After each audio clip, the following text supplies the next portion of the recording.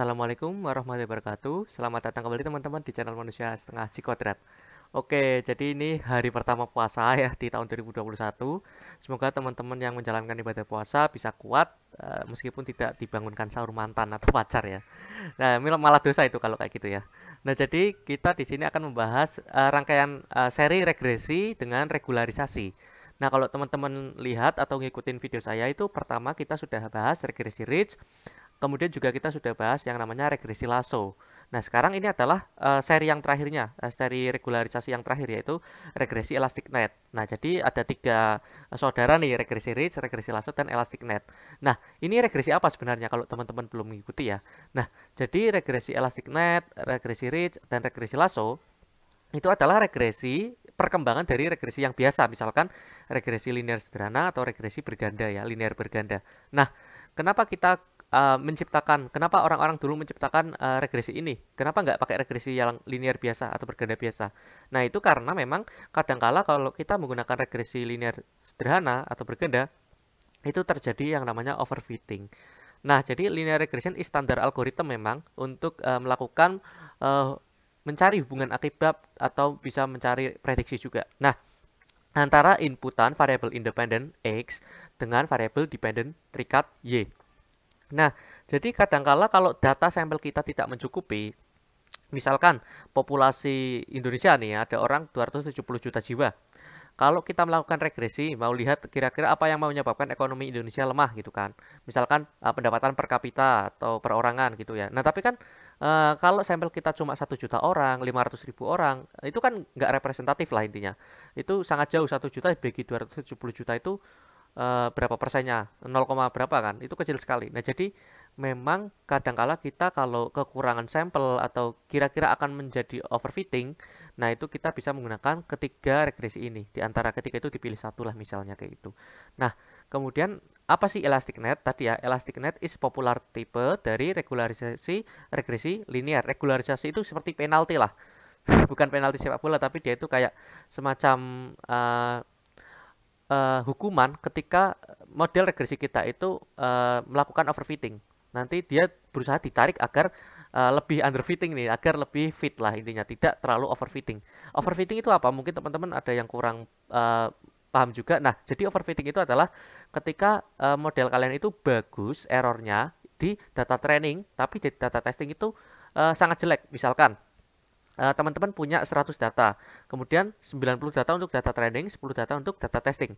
Ketika kita mau memprediksi misalkan inflasi, kemudian hasil model kita dikasih data training untuk diprediksi, kemudian errornya kecil, nah jangan senang dulu, barangkali itu merupakan overfitting. Kita kalau mau melihat baik atau tidaknya model kita pakainya data testing ya.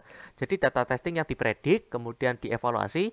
Nah, ketika data testing kita dievaluasi hasilnya bagus, ya berarti model kita bagus. Tapi ketika data testing kita diprediksi kok jelek, padahal pakai data training itu diprediksi kok bagus, berarti itu overfitting.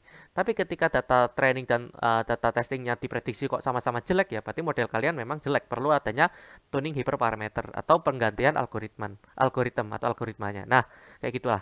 Nah, kemudian ini ya, jadi elastic net itu adalah kombinasi dari regresi Ridge dan regresi Lasso.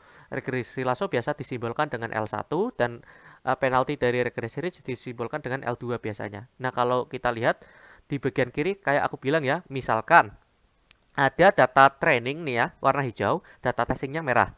Berarti kan data trainingnya banyak nih ya, data testingnya sedikit. Nah, ketika kita modeling, karena kita cukup memiliki data training, maka hasilnya pun akan bagus. Jadi kayak tidak overfitting, tidak underfitting.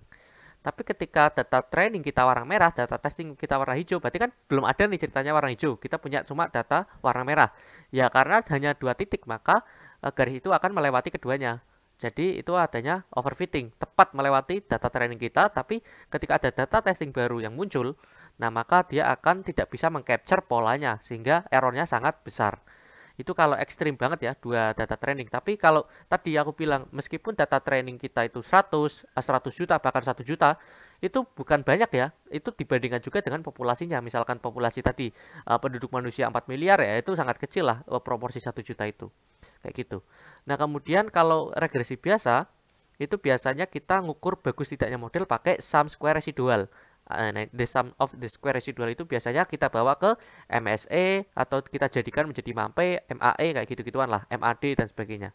Nah, tapi ketika kita menggunakan regresi Ridge dan regresi Lasso, nanti kita tambah nih ukuran error modelnya ditambah dengan lambda kali slope atau beta kalian ya, beta 1, beta 2, beta 3 ditambahkan itu di sum, dijumlahkan, kemudian dikalikan dengan lambda itu, lambda 1 atau lambda 2.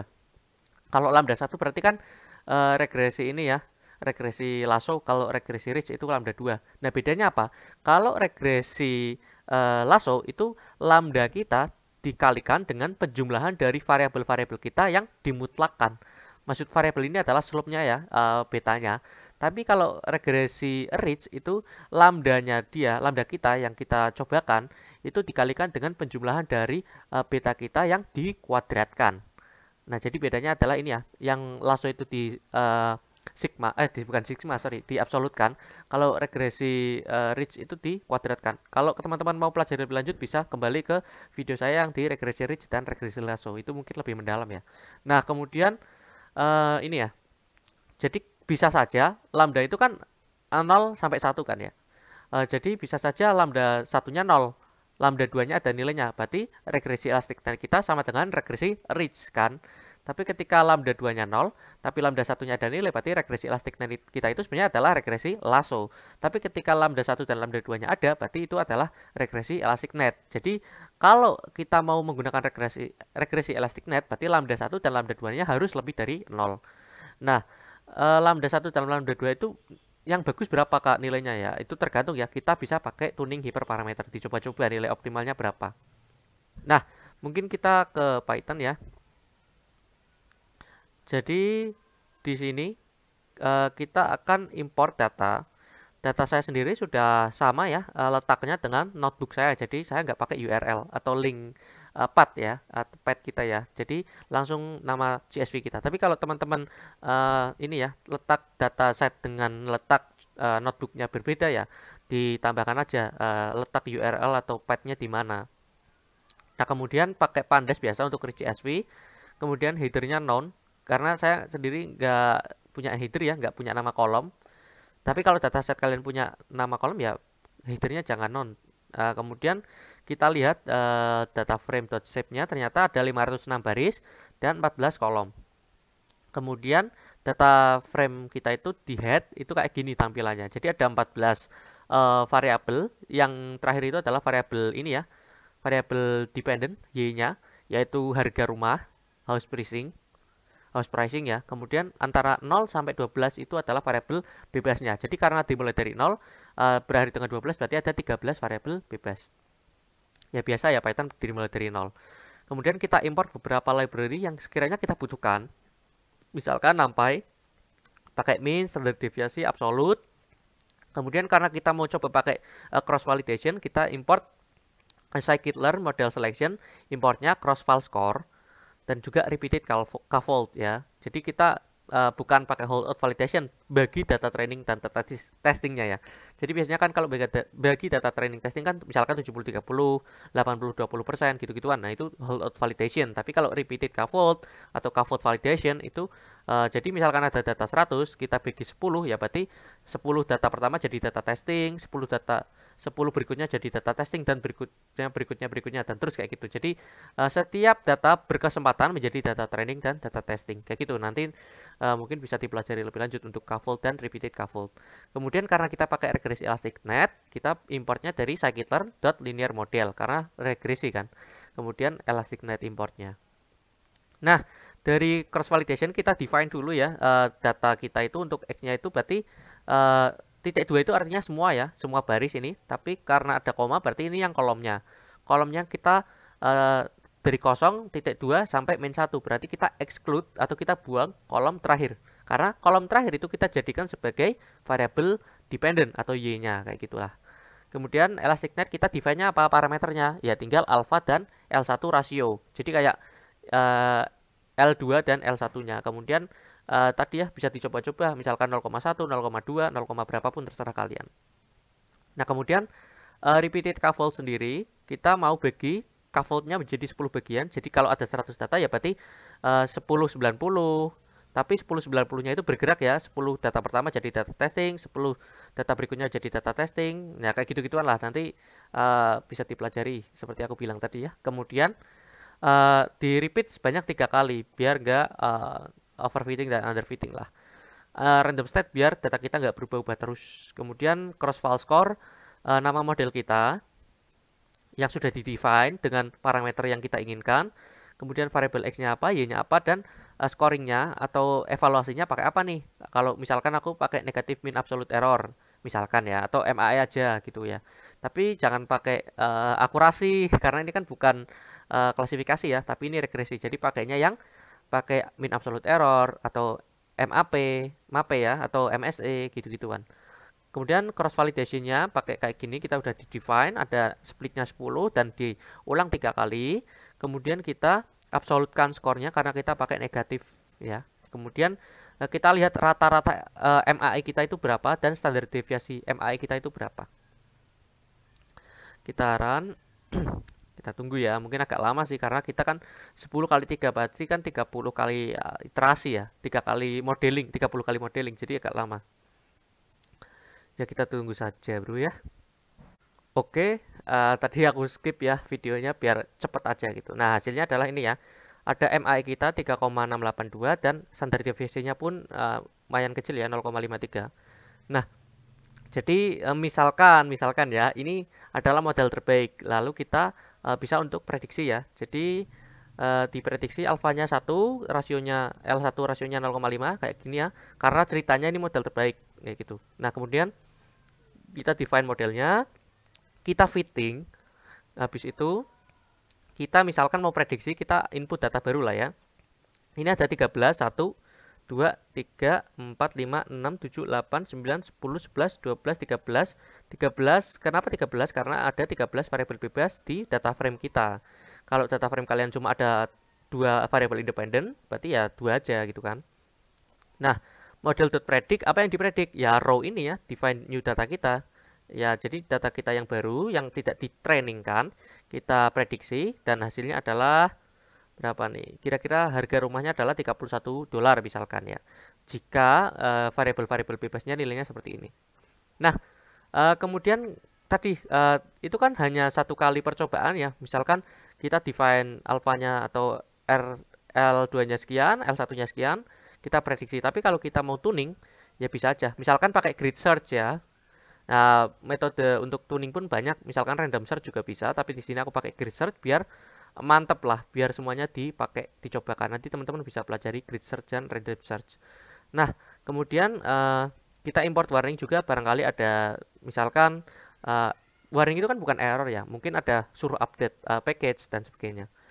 Kemudian define model. Model ElasticNet, tapi kita tidak tentukan berapa ininya ya, alfanya atau L1, L2-nya dan L1-nya berapa. Karena L1 dan L2-nya nanti kita disebutkan di sini. Jadi dia sebuah list yang isinya banyak. Nanti kita cobakan misalkan kombinasi antara ini 0,0001 dengan 0. Kemudian 0,001 dengan 1 dan seterusnya. Jadi kombinasi dari nilai-nilai ini yang akan menjadi percobaan mana yang menjadi hyperparameter terbaik. Nah, jadi kita nggak di-define di sini. Nah, kemudian repeated cuckold-nya kayak tadi aja ya. Misalkan splittingnya 10 dan diulang 3 kali. Nah, kemudian habis kita bikin dictionary yang isinya adalah kombinasi antara nilai alpha dan L1 rasionya, kita lakukan script grid search GV. Nah, kemudian nama model kalian, karena nama model saya adalah model, ya berarti gampang.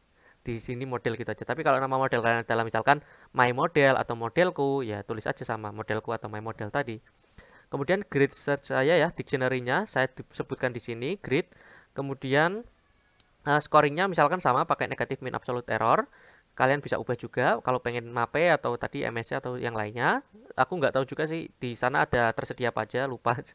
Ya searching aja misalkan grid search CV scoring gitu ya. Apa aja nanti keluar listnya. Nah, CV-nya tadi sama pakai 10 splitting and 3 repeated, di repeat 3 kali, di fitting biasa, kemudian kita cari base score-nya, pakai nama model kita yang udah di fitting, kemudian kita juga bisa mencari base parameternya berapa. Kalau udah dapat base parameter kan kita tinggal modeling ulang dengan menyebutkan alpha optimal kita, terbaik kita, dan L1 terbaik kita, kemudian kita tinggal di predict kalau ada data baru gitu. Kita coba, tapi ini pasti lama sih runningnya karena tadi aja yang satu model, maksudnya satu kombinasi parameter dengan 10 kali splitting dan 3 kali perulangan, jadi 30 kali iterasi, 30 kali modeling, itu lama. Jadi ini pasti lama juga. Nah, nanti ku skip kalau udah keluar hasilnya, kita lihat. Oke, kita sudah mendapatkan hasilnya. Kalau ini perlu diabsolut ya karena tadi pakai negatif MAE. Nah, jadi 3,37 MAE-nya dan itu lebih kecil kalau nggak salah ya. Nah, ini di atasnya 3,682. Jadi kalau belum dituning ya kita mungkin lebih besar MAE-nya, tapi setelah dituning dicobakan dengan parameter yang lain ternyata bisa dapat yang lebih optimal.